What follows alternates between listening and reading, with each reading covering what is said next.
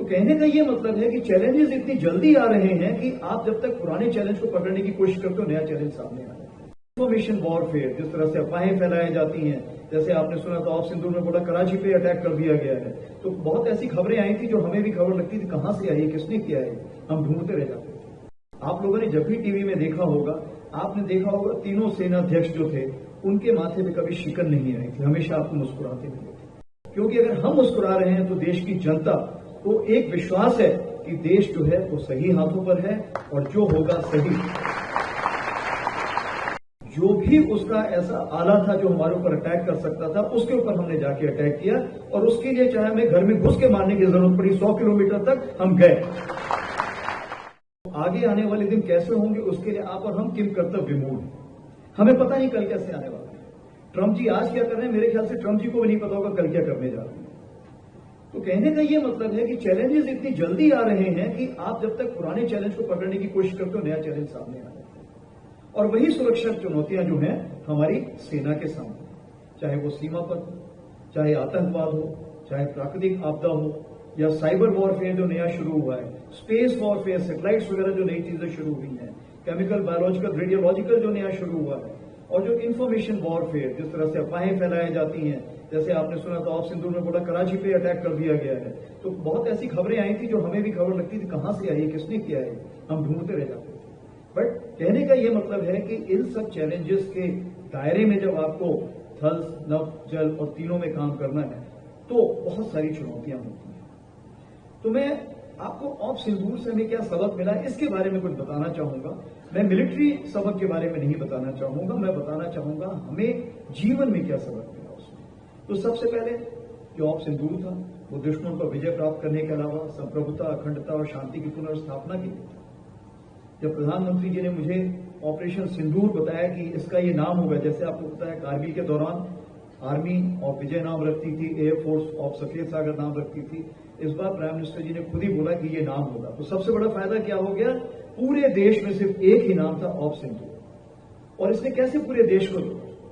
सबसे बड़ी बात, जब कोई भी मां, कोई भी बहन, कोई भी बेटी अपने मांग पर सिंदूर लगाती है तो उसकी दुआएं उस सैनिक को जाती है जो कहीं भी देश में या विदेश में एक भारतवर्ष के लिए पूरी लगन से काम कर रहा है। हम आगे बढ़ते हैं कि क्या अगर देखी जाए 4 से 5 क्वालिटी जो हमें ऑफ सिंदूर में हमने देखने को मिली, सीखने को मिली, अमल लाने को मिली। सबसे बड़ी चीज है कॉन्फिडेंस या कामनेस, आत्मविश्वास और दूसरों पे विश्वास। ये बहुत जरूरी है। अगर आप शक के बिना पे अगर रिलेशनशिप बनाएंगे तो वो मुश्किल का काम होता है। मेरे पास 12 लाख की तकरीबन सेना है। उसी प्रकार से जल सेना यानी नौसेना दिनेश त्रिपाठी जी के पास है। उसी प्रकार से मेरे बहुत ही क्लोज फ्रेंड जो मेरे कोर्समेट भी हैं, हम सन 81 से साथ में हैं, air chief marshal AP Singh, उनके पास भी अपनी एयरफोर्स है। तो हम तीनों को आपस में मिलकर काम करना था और हमारे एक दूसरे के सोच विचार पूरी तीनों सुनाव में जाना था। उसके लिए विश्वास बहुत जरूरी था। और इसमें सबसे बड़ी चीज यह है कि शांति प्रकट। आप लोगों ने जब भी टीवी में देखा होगा, आपने देखा होगा तीनों सेनाध्यक्ष जो थे उनके माथे पे कभी शिकन नहीं आई थी, हमेशा आपको मुस्कुराते मिले थे। क्यों? क्योंकि अगर हम मुस्कुरा रहे हैं तो देश की जनता को एक विश्वास है कि देश जो है वो सही हाथों पर है और जो होगा सही। तो मैंने 5 सी लिखे हुए हैं। तो पहला सी है कॉन्फिडेंस, काम। दूसरा हम आते हैं करेज पे, यानी साहस, दिलेरी और डर को काबू करना। जब हम भी ऐसी कोई लड़ाई लड़ते हैं तो उसमें रिस्क फैक्टर बहुत होता है। जब भी आप अटैक करते हैं या आपके ऊपर जब कोई किसी प्रकार की गोलाबारी आती है, आपको पता नहीं कि क्या होने वाला है, तो एक रिस्क होती है, पता नहीं आप कितने जवान खोएंगे, क्या कार्रवाई करेंगे, कितने सिविलियंस आप हैं। लेकिन ये रिस्क के बावजूद भी जो इस बार हमने कार्रवाई की उसमें हमने ये यकीन किया कि जो भी उसका ऐसा आला था जो हमारे ऊपर अटैक कर सकता था, उसके ऊपर हमने जाके अटैक किया और उसके लिए चाहे हमें घर में घुस के मारने की जरूरत पड़ी, 100 किलोमीटर तक हम गए।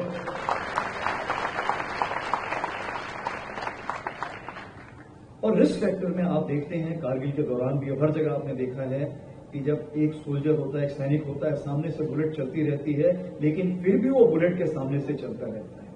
क्यों? कि मातृभूमि की तरफ जो उसका प्रेम है, अपने साथियों की तरफ जो प्रेम है, वो बहुत ही अटूट है। अभी हम तीसरे सी पर आते हैं, जिसको बोलते हैं क्लैरिटी। क्लैरिटी का ये मतलब होता है स्पष्टता। तो इस बार ऑपरेशन सिंदूर में सबसे बड़ी चीज ये थी कि जो हमारे पॉलिटिकल लीडर्स थे, उनके सोच विचार में बहुत क्लैरिटी, बहुत स्पष्टता थी, बहुत निर्देश अच्छे थे कि मैं आपको खुली छूट देता हूं। जब आपके प्रधानमंत्री जी आपको खुली छूट दे रहे हैं तो मतलब आप समझिए आपने जो भी कार्रवाई करना है, इतिहास में पहले कभी ऐसा नहीं हुआ है, भारत के इतिहास में क्या, विश्व के इतिहास में आज तक ऐसा नहीं हुआ। जिस तरह से प्रधानमंत्री जी ने हमें खुली छूट दी और हमें बोला जो भी आपको उचित लगे, लेकिन टेररिस्ट को खत्म करना है, टेररिस्ट के आगा को खत्म करना है, और जो भी टेररिज्म को सपोर्ट करना है उसको एक सबक सिखाना। जब फौज को इतने अच्छे दिशा निर्देश मिलते हैं तो उसका सबसे बड़ा फायदा क्या होता है कि जब हम लोग अपने जवानों से बात करते हैं, अपने कमांडरों से बात करते हैं, तो उसी क्लैरिटी, उसी स्पष्टता के साथ हम हुक्म पास कर सकते हैं। तो इस ऑपरेशन सिंदूर में अगर एक वाद्य यंत्र को देखें, जैसे म्यूजिक के लिए लय में चलता है, साउंड वेव लय में चलती है, वैसे ही ये जो 88 घंटे की लड़ाई थी ये एक लय में चल रही थी और सब एक साथ अपना वाद्य यंत्र बजा रहे थे और सब एक साथ कार्रवाई कर रहे थे। इसीलिए हमें सफलता के पायदान पर चढ़ने का मौका मिला।